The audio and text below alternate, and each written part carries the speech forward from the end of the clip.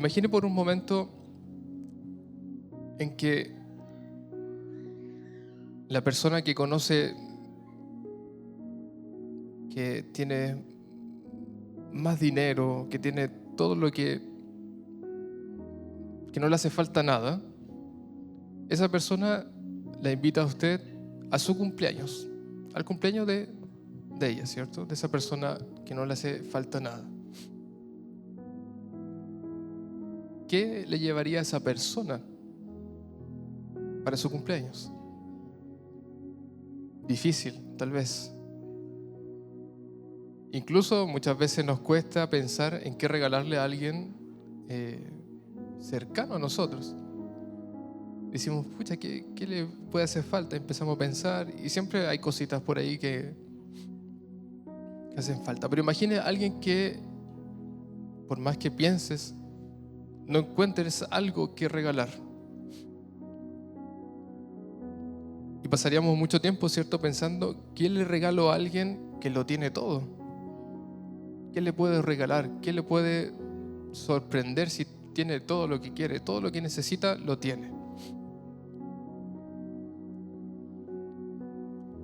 Al final, cualquier cosa que podamos pensar, esa persona ya lo puede tener o siquiera lo compra cuando quiere, ¿cierto?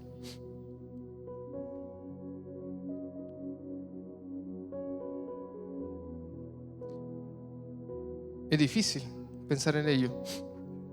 Ahora piense cuando el Señor te invita, ¿cierto?, a sentarse a su mesa, a comer con Él y hacerte parte de esta gran familia, como cuando recién nos convertimos a Cristo. ¿Qué puedes traer para presentarle a Dios? ¿Qué puedes traer? Tal vez nos pasaría lo mismo que la primera pregunta que les hacía. ¿Qué le podemos regalar a aquel que lo tiene todo? ¿Qué le podemos traer a Dios cuando nos invita a sentarnos a su mesa? Usualmente cuando alguien nos invita a la casa de ella, ¿cierto?, nosotros llevamos algo, ¿cierto? Si es al almuerzo, un postre, a la 11 algo para un dulce tal vez. Tú siempre llevas algo con que te apareces ahí. Pero al Señor, ¿qué le puedes llevar? ¿Algo físico? Es invisible. Algo que puedas comprar es el Señor del oro y la plata.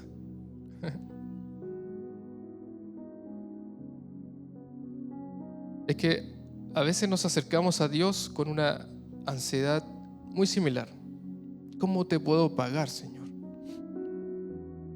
Y queremos pagar todo lo que Dios ha hecho por nosotros de alguna forma, ya sea con el esfuerzo propio nuestro, con dinero muchas veces, con participando en la iglesia o simplemente tratando de ser correcto, según lo que Dios en su escritura nos dejó como manual. Sin embargo, 1 Corintios 13:13 nos recuerda que Dios no busca lo que tenemos en el banco, no busca lo que tenemos debajo del colchón, no busca ni siquiera lo que está en tu despensa, no busca nada de lo que a nosotros nos preocupa muchas veces. Él lo único que busca es algo que solo tú puedes darle, porque lo único que Él no va a forzar a tomar es tu amor para Él. Cuando la palabra dice, estoy a la puerta y llamo, el Señor está en esa figura, ¿cierto? Está afuera. Tú estás en tu casa y Él está golpeando y está llamando, pero no entra, porque no lo va a tomar así como así, porque no te va a forzar a que tú lo ames. ¿Me entienden? El Señor es un caballero. Es un caballero. Estoy a la puerta y llamo, y si tú abres la puerta y cenas conmigo, yo entraré. Él busca lo que solo tú y yo le podemos dar: nuestro amor.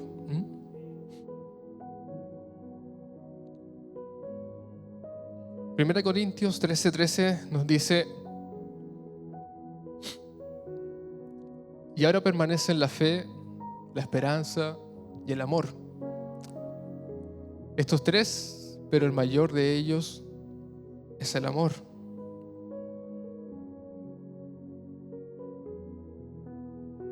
Si pones el versículo anterior, Raúl, parece que tiene, si mal no recuerdo.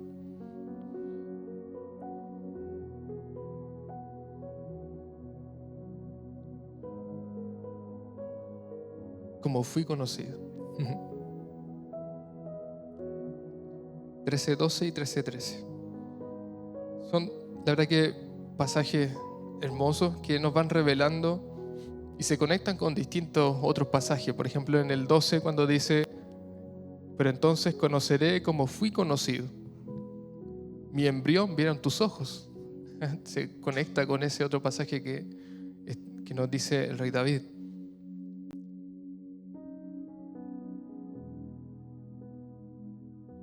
Y es que cuando tú eres pequeño, quizá ni siquiera ha crecido el sentimiento de la fe en ti, porque quizás no lo entiendes. La esperanza que te regalen algo, tal vez tus padres, ese tipo de esperanza, pero no la esperanza que nos da Cristo. Pero el amor es de siempre. Un niño pequeño ya viene con eso dentro. La persona más adulta también lo tiene. Y es que el Señor dice: lo que busco de ti es lo que tú me puedes dar, pero yo no te voy a forzar a que me lo des. Y esto lo entendía muy bien cuando, por ejemplo, estoy con Mateo, Betsabé en la casa, y Mateo a Betsabé la abraza, le da besos y todo lo que quiera, pero conmigo no es tan así, pero es por una cuestión como de competencia. A él, obviamente yo lo amo también, pero yo no puedo forzar a que me quiera. ¿Se fija? Ese tipo de intención es el que tiene el Señor, a que tú le des el amor. Pero como el Señor es Padre también, no te descuida. Quizás tú no le demuestras el amor y quizás tú te apartas de Él, pero sigue siendo hijo. Y si eres hijo, el Señor es Padre, no te va a descuidar por más lejos que estés, por más fuera que estés de sus caminos.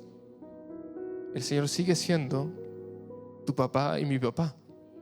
Así como yo con Mateo, por más que yo quiera que Él me demuestre, quizás como Betsabé, pero si no es así, yo no lo voy a descuidar, porque soy su papá también. Esa es la intención.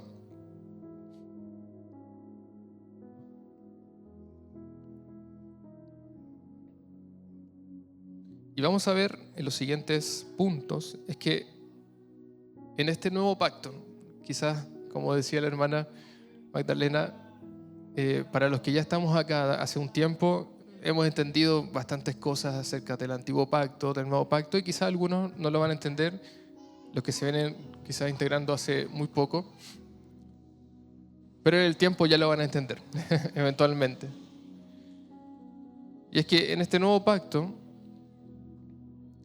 la respuesta a ese amor que nos da el Señor no es una transacción, un intercambio o un sacrificio como era en la antigüedad, en que el Señor, en el antiguo pacto me refiero, en que el Señor perdonaba un pecado mientras tú sacrificabas un animal, por ejemplo. Y eso se veía cuando estaba Moisés, ¿cierto? El pueblo de Israel. En el nuevo pacto no es así.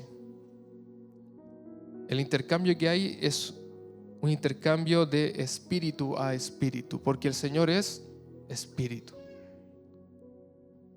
Antiguo pacto, intercambios mayormente físicos, sacrificios de otros por nosotros, de otros animales por nosotros.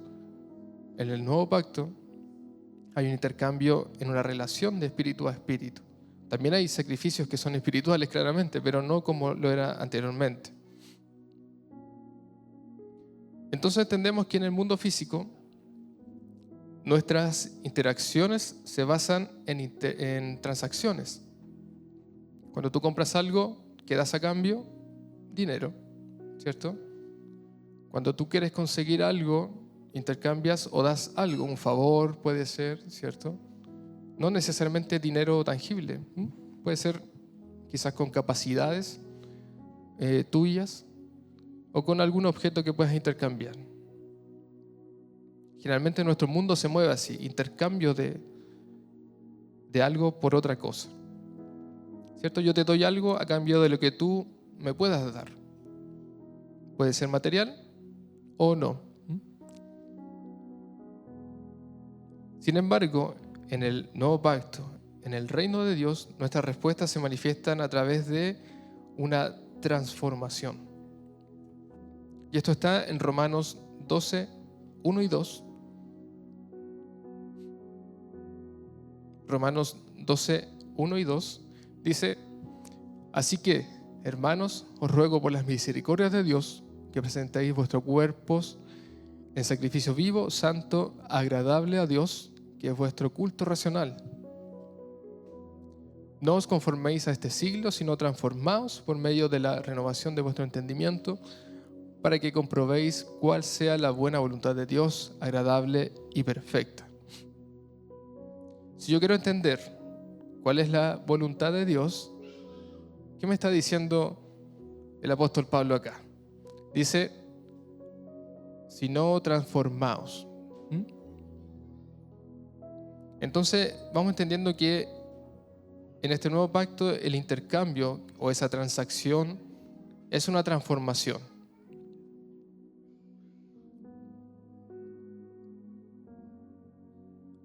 Y es que Pablo no empieza diciendo, hagan esto para que Dios los bendiga o los perdone, ¿cierto? Como era en el antiguo pacto. Si tú cometes falta, traes un animal más pequeño. Si es más grande la falta, un animal más grande. Sino que empieza diciendo, por las misericordias que ya recibieron, os ruego por las misericordias. En el mundo, yo te doy algo para que tú me des algo a cambio, y en el reino de Dios, como Él ya nos dio todo, porque dio lo más preciado, que era su Hijo. Nos dio su amor, su gracia. Mi respuesta no es un pago, sino una consecuencia. Una consecuencia de lo que Dios ya hizo en ti y en mí. No damos para recibir, sino que respondemos porque ya lo recibimos. Esa es la diferencia. Esa es la diferencia. En el mundo tú quieres recibir algo. En el reino de Dios tú ya lo tienes. Tú ya lo tienes.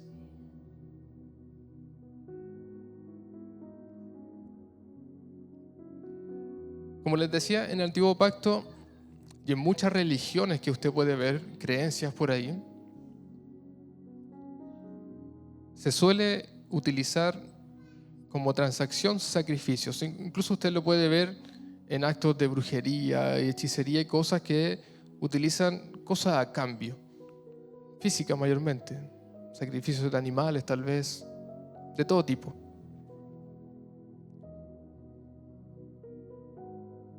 Dios dice, no quiero nada que muera en el altar, quiero que tú vivas en el altar del sacrificio. Y ahí es cuando dice el apóstol Pablo en Romanos, en el versículo anterior, dice que presentéis vuestros cuerpos en sacrificio vivo, santo, agradable a Dios, que es vuestro culto racional. No quiero nada que muera en el altar, sino que tú vivas en el altar, dice Dios. Es que la respuesta del amor de Dios para con nosotros no es entregarle un objeto a cambio, sino que es entregarle al sujeto mismo, a nosotros, nuestro completo ser. En Mateo 22, 37, Jesús está hablando y está resumiendo toda, ¿cierto?, la ley. Dice, Jesús le dijo, amarás al Señor tu Dios con todo tu corazón y con toda tu alma y con toda tu mente, con tu ser enteramente. Eso es lo que quiere Dios en forma de respuesta. No quiere algo pequeñito, quiere todo. Recuerdo en algún momento cuando el apóstol Eduardo nos estaba enseñando y decía, en una de las fechas de estudios bíblicos que teníamos acá, decía, en el Antiguo Pacto habían ciertos intercambios, ¿cierto?, por obtener el perdón de pecado. Y usted lo puede ver en el tabernáculo cuando la gente llegaba con sus animales a sacrificio y el sacerdote, ¿cierto?, los presentaba. Iban como lavando sus faltas. Asimismo, los mandamientos dicen ciertas cosas que no debemos hacer. Y el apóstol nos decía, ¿y ustedes creen que ahora es lo mismo, es menos o es más? Nos preguntaba acerca de lo que Dios demanda de nosotros. Y nos decía, es que Dios ahora no quiere solamente algo a cambio de un perdón, de una misericordia de Él, sino que de ti quiere todo. Completamente. Amarás al Señor tu Dios con todo tu corazón y con toda tu alma y con toda tu mente. Tu ser completo. Dios no está interesado en lo que podemos manejar con nuestras manos, todo lo tangible que hay en el mundo, sino en lo que somos completamente en el Espíritu para Él. Tu ser es lo que le interesa a Dios, tu corazón, tu mente, tu alma. En Juan 4:24 dice, Dios es espíritu y los que le adoran en espíritu y en verdad es necesario que adoren. Y este pasaje establece una base importante. Dios es espíritu. Entonces, entendiendo que tenemos un Dios que es invisible porque es espíritu, ya nada nos sirve de lo que es visible, de alguna forma. Es que muchos de nosotros llevamos años en la iglesia tal vez pensando en que la vida que llevamos es como un intercambio de lealtad. Si yo soy fiel, el Señor es fiel conmigo. Si oro 15 minutos, si doy mi diezmo y si no digo malas palabras, Dios me debe recompensar. Y quizá hay leyes que sí son verdad, porque si tú siembras, cosechas. Si tú das el diezmo, el Señor te cubre, y si tú das ofrendas, el Señor bendice tu economía, y es así.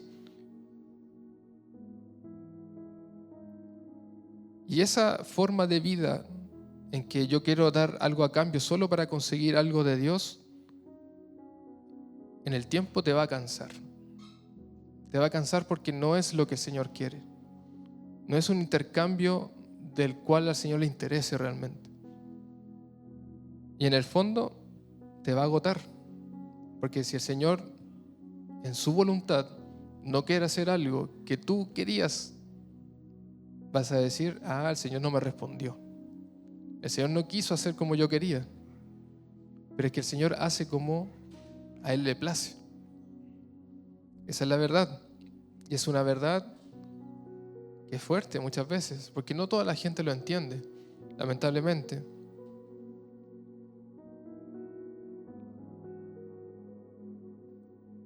Pero el amor de Dios funciona de esta forma. Imagine usted las plantas que pueda tener en su casa. Cuando el sol, ¿cierto?, se posa en el cielo sobre una planta y a esa planta le llega la luz. La planta no le está apagando al sol para que la alumbre. La planta simplemente recibe la luz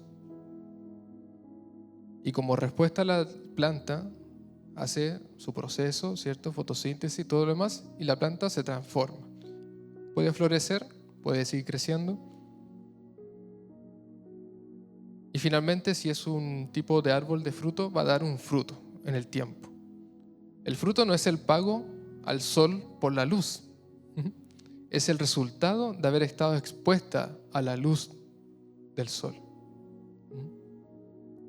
Nuestra respuesta al amor de Dios no es pagarle el favor, es exponernos a su espíritu hasta que nuestra mente y nuestro interior sean transformados a su imagen. Esa es la comparación, ¿me entiende? Por eso, en el pasaje de Pablo, de Romanos 12, 1 y 2, ¿sí? El 2.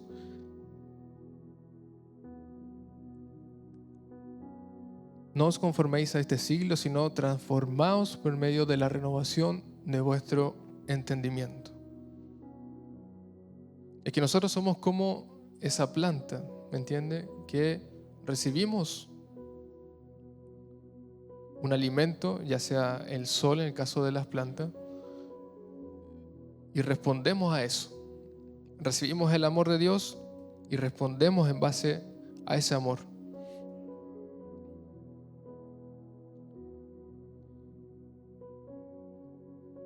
Como les decía al principio, si usted es invitado a la mesa de alguien que lo tiene todo, va a entender que nada de lo que pueda usted pensar muchas veces va a ser suficiente. Y es que para Dios nada de lo creado en la tierra lo va a satisfacer tanto como usted.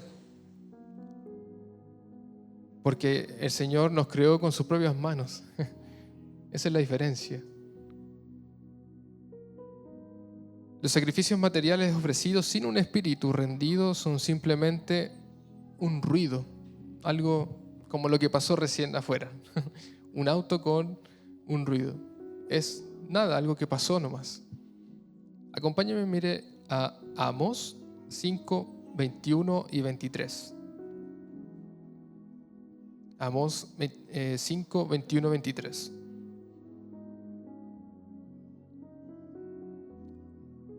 Que dice: abominé vuestras solemnidades y no me complaceré en vuestras asambleas. Y si me ofreciereis vuestros holocaustos y vuestras ofrendas, no los recibiré, ni miraré a las ofrendas de paz de vuestros animales engordados. Quita de mí la multitud de tus cantares, pues no escucharé las salmodias de tus instrumentos. Tremendo. Tremendo, porque dice: quita de mí la multitud de tus cantares. El Señor estaba rechazando la alabanza que le estaba levantando el pueblo. ¿Se imaginan? El Señor nos dijera: paren, no quiero escuchar más lo que ustedes están cantando. Pues no escucharé, dice el Señor. En el versículo 21, Raúl, si lo leemos nuevamente: aborrecí y abominé vuestras solemnidades. Eso nos habla de esos esquemas que muchas veces no se quieren romper porque así debe hacerse. Es como una tradición. Pero el Señor trasciende eso. El Señor lo trasciende. Y no me complaceré en vuestras asambleas o reuniones. El Señor estaba en ese pasaje hastiado de lo que estaba haciendo el pueblo. 22. Y si me ofreciereis vuestros holocaustos y vuestras ofrendas, no las recibiré. ¿Qué pasa cuando nosotros venimos acá adelante a depositar esa ofrenda que tomamos muchas veces de nuestro dinero para darle al Señor y lo hacemos de una mala forma? No lo recibiré, dice el Señor. Ni miraré a las ofrendas de paz de vuestros animales engordados, que eran los sacrificios que les comentaba de ese entonces. O sea, nada de lo que estaba haciendo el pueblo en ese momento le estaba agradando a Dios. Y no era porque lo estaban haciendo mal o porque estaban presentando quizás el peor animal, porque dice vuestros animales engordados. O sea, la gente estaba preparando al más gordito, al que se veía más apetitoso, para llevarlo al sacrificio. Y no era porque presentaran una mala ofrenda en sí, sino que era la actitud de ellos. ¿Me entiendes? Era la actitud que tenía el pueblo. Dice, la razón por la que Dios levanta la voz en Amós y dice, aborrezco tus ofrendas, no es porque Él sea un Dios difícil de complacer, sino porque el pueblo estaba tratando de pagar una deuda de amor para con Dios con una moneda que no tiene valor en el cielo, que es la apariencia. La apariencia de que este animal sea el más bello de todos, pero lo hago solo porque quiero competir con otro. No porque lo aparté, lo guardé para el Señor sabiendo que era lo mejor que tengo, sino porque quiero ganarle al otro. La apariencia. A Dios no le interesa eso. Aquella gente de Israel pensaba que el sacrificio era una transacción. Como les decía, yo quiero dar algo para obtener el favor de Dios. Mientras que Dios siempre ha buscado la unión contigo, la unión con tu espíritu. En el contexto del nuevo pacto, bajo la gracia, Dios ya no habita en los templos hechos por manos humanas, sino que en nosotros mismos como templos vivos. Esto está en Hechos 2:38. Si podemos leer, Raúl, Salmo 51, 16 y 17, para reforzar un poquito más esto. Dice, ¿por qué no quieres sacrificio que yo lo daría? ¿No quieres holocausto? Los sacrificios de Dios son el espíritu quebrantado. Al corazón contrito y humillado no despreciarás tú, oh Dios. Y en Hebreos 10, 5 y 7, Hebreos 10, 5 y 7, dice, por lo cual, entrando en el mundo, dice, esto es Jesús, sacrificio y ofrenda no quisiste, mas me preparaste cuerpo. Aquí está hablando Jesús. Holocaustos y expiaciones por el pecado no te agradaron. Entonces dije, he aquí que vengo, oh Dios, para hacer tu voluntad, como en el rollo del libro está escrito de mí. Jesús estaba hablando ahí. Dios ya no quería esas ofrendas solo por presentar algo a cambio. Dios quería completamente el ser nuestro. A veces intentamos pagarle a Dios con nuestra asistencia a la iglesia o con participar de las actividades y creemos que con eso Dios, estás bien, estás viniendo a la iglesia, bien. Pero lo que Él busca es a aquellos que en espíritu realmente le adoran. Es que Dios es espíritu. No hay otra forma. Si usted viene a la iglesia, créame que para mí no va a ser que yo diga, Señor, el hermano tanto viene siempre a la iglesia, tú bendícelo. No, porque es una relación tuya y Dios. ¿Se fija? Por más que yo pueda interceder por ti y quizás pedirle al Señor que te bendiga, si tú con Dios no tienes una relación buena, no hay algo que pueda mover el corazón de Dios a tu favor, porque Dios es justo también.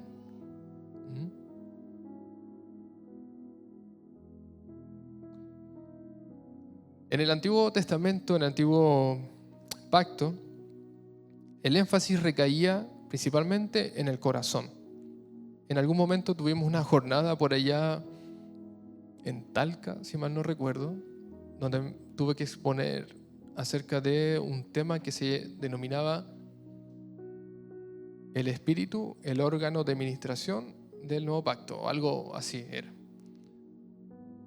Y en ese instante sí lo pude enseñar de una muy buena forma, porque iba precisamente a esto, donde decía que en el antiguo pacto el corazón era el órgano de ministración para Dios. Eso nos habla de la voluntad, las emociones. A eso apelaba Dios. con la ley principalmente.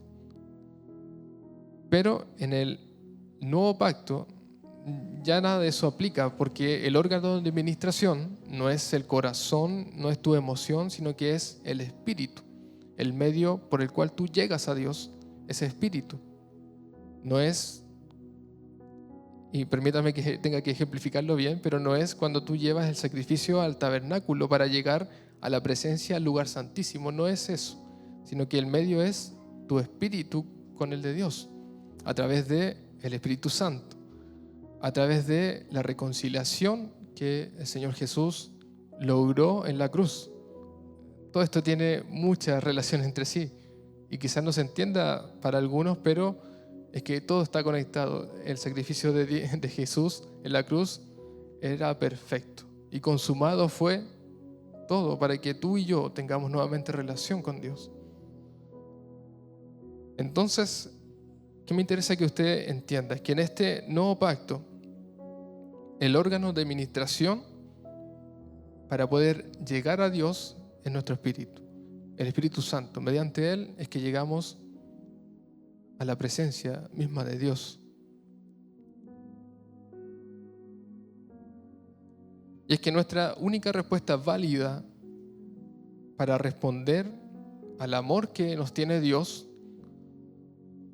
es permitiendo que su Espíritu opere en nosotros. Esto está en Mateo 3:17.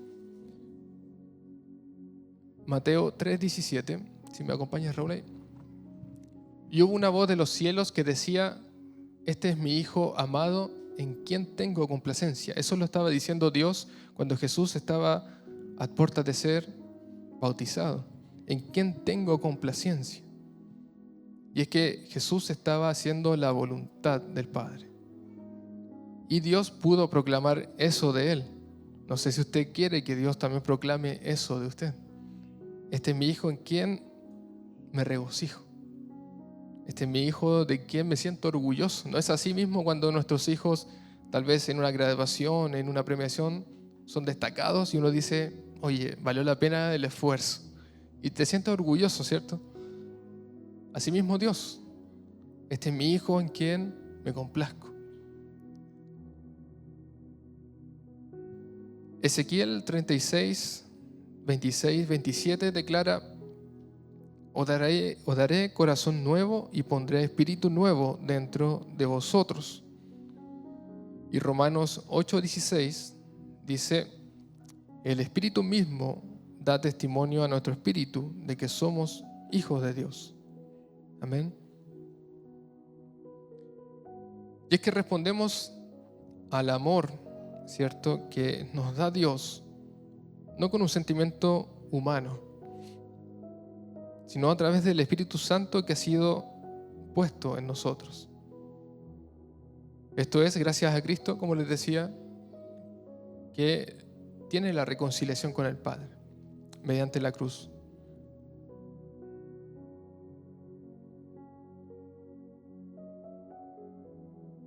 Cuando en 1 Corintios 13 nos habla de la fe, esperanza y amor, ¿cierto? No son meras características de algo, sino que realmente, si usted lo analiza de alguna forma, son verdaderas capacidades espirituales muy profundas que quizás no las podemos entender. Y es porque la fe que tenemos, ¿cierto?, es porque nuestra confianza está ¿en quién? En Dios. La esperanza que tenemos, ¿por qué tenemos esperanza? Porque sabemos de lo que es capaz Dios. Y lo amamos porque Él ya nos amó primero. Entonces, cuando lea estas palabras de 1 Corintios 13:13, y ahora permanece la fe, esperanza, amor, cada una de esas palabras son capacidades realmente espirituales que nos da el Señor de poder experimentarlas. La fe, gracias a Él. La esperanza, gracias a Él. El amor, gracias a Él. ¿Me entiende? Y permanecen, dice la Escritura. O sea que permanecieron después de que todo lo demás ya desapareció. ¿Me entienden? El amor de Dios, ¿cierto? El amor ágape, solo puede ser devuelto a través del Espíritu Santo. Y es que el amor es parte del fruto del Espíritu. Esto está en Gálatas 5, 22 y 23, donde dice, Gálatas 5, 22 y 23, ¿cierto? Ahí usted puede leer cuál es el fruto del Espíritu. Dice, más el fruto del Espíritu es amor. ¿Mm? O sea, usted y yo tenemos amor porque tenemos su Espíritu dentro nuestro. ¿Mm? Y Romanos 5, 5 nos dice, porque el amor de Dios ha sido derramado en nuestros corazones por el Espíritu Santo que nos fue dado. ¿Mm? Amén. Y es que el amor es el mayor de estas capacidades que trascienden, ¿cierto? Que permanecen. Es el mayor porque es el único que trasciende realmente la muerte. ¿Usted ama todavía a la gente y sus seres queridos que partieron? ¿Cierto que sí? Y es inexplicable. Todavía sentimos amor por ellos. ¿Usted ama al Señor? Claro que sí. Y quizás el Señor existió hace mucho y mucho tiempo, desde el inicio, desde el origen. Y es eterno y trasciende el amor. ¿Me entiende? Es que es el amor el lenguaje universal de Dios. Y como dice Primera de Juan 4, 7 y 9, Primera de Juan 4, 7 y 9, dice, amados, amémonos unos a otros porque el amor es de Dios. ¿De quién es el amor? De Dios. Todo aquel que ama es nacido de Dios y conoce a Dios. El que no ama no ha conocido a Dios, porque Dios es amor. En esto se mostró el amor de Dios para con nosotros, en que Dios envió a su Hijo unigénito al mundo para que vivamos por Él. Dios es amor.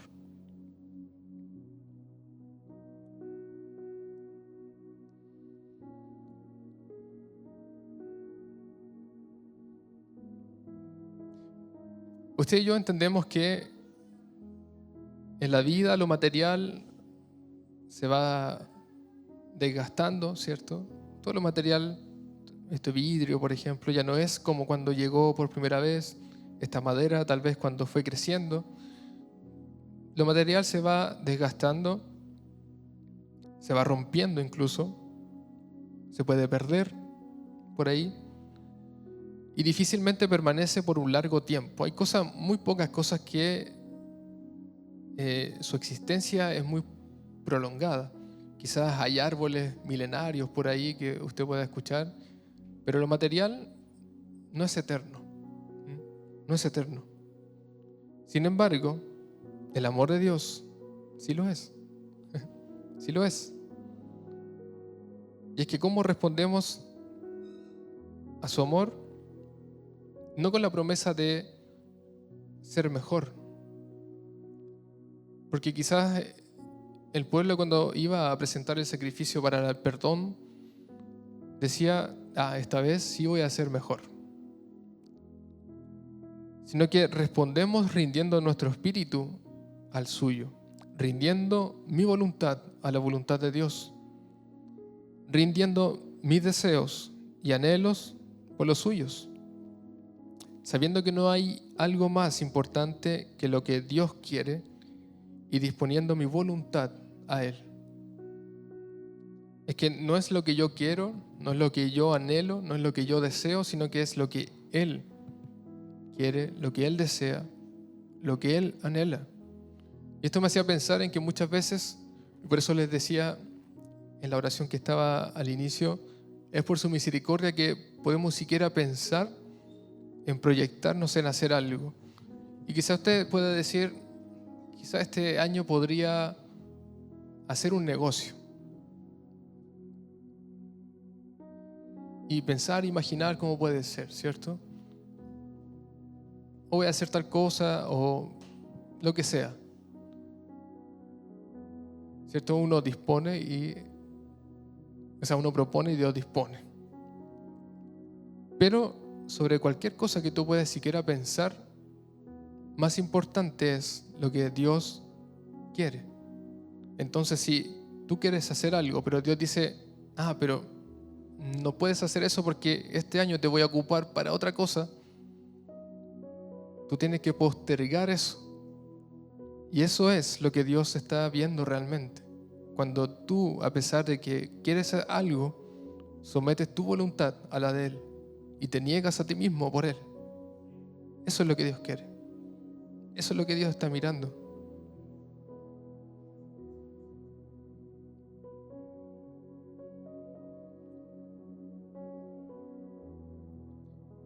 Es que todo esto nos invita de alguna u otra forma,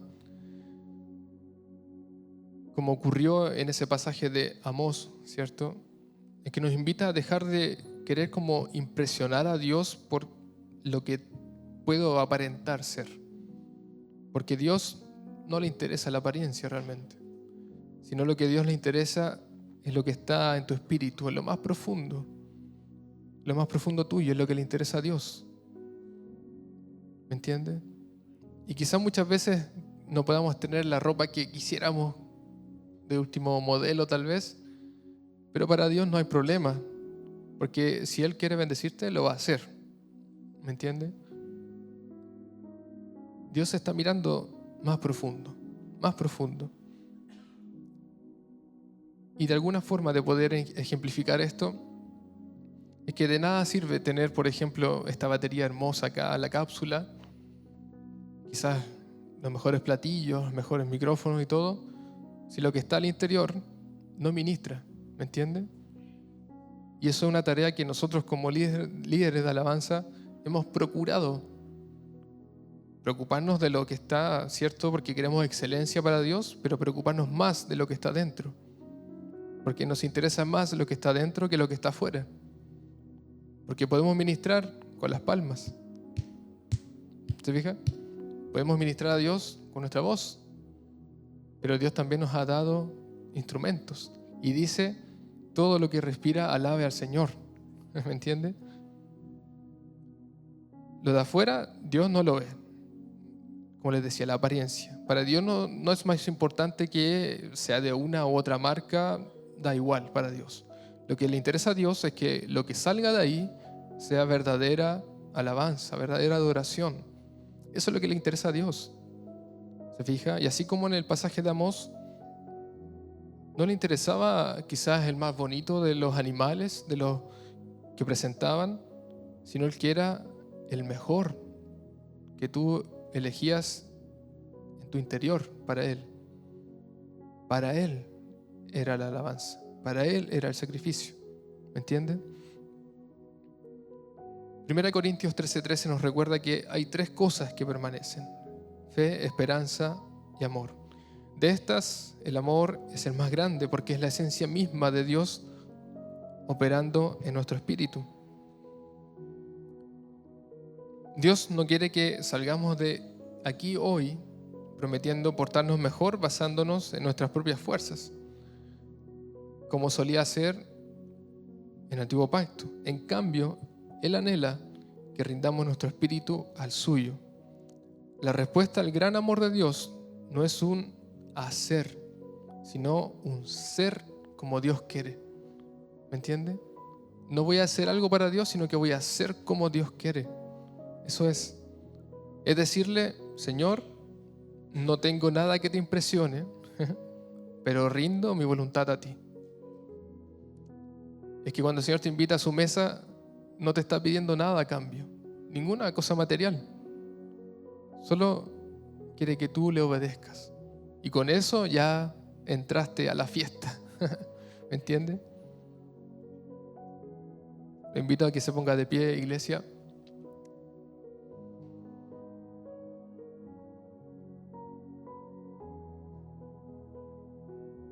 Meditar, ¿cierto? Un poquito en esto. En lo que dice 1 Corintios 13:13. Y ahora permanecen la fe, la esperanza y el amor. Estos tres, pero el mayor de ellos es el amor. Dios es amor. ¿Y cómo podemos responder a ello? Nada de lo que podamos tener es de interés de Dios. No es tu trabajo, no es tu casa, no es tu vehículo, no son tus zapatillas, no es tu ropa, nada, nada nuestro. Porque eso eventualmente va a dejar de ser. Pero permanecen la fe, la esperanza y el amor. Dios quiere eso, el amor, que tú le respondas con eso. ¿Y cómo lo podemos hacer? Jesús dijo, enteramente te tienes que entregar a Dios. No hay de otra. Es que no solamente podemos pensar en que queremos a Dios y amamos al Señor, sino que tenemos que hacerlo, tenemos que expresarlo con todo, espíritu, alma, cuerpo, mente. Es un completo, ¿me entiende? Es un completo.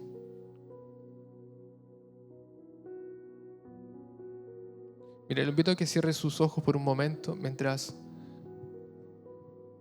oramos.